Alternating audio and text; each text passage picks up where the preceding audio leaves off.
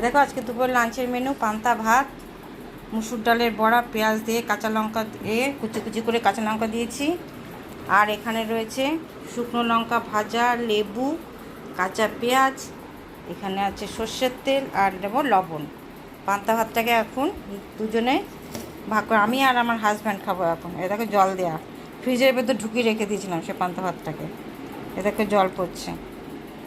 পান্তা ভাতটাকে দেবো, আমরা দুজনে এখন পান্তা ভাত নেব। তার মধ্যে শুকনো লঙ্কা ডলে নেব আর পেঁয়াজ নেব আর লেবু।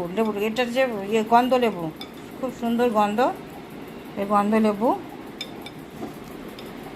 আজকে এই গরমের দিনে একদম পারফেক্ট লাঞ্চ।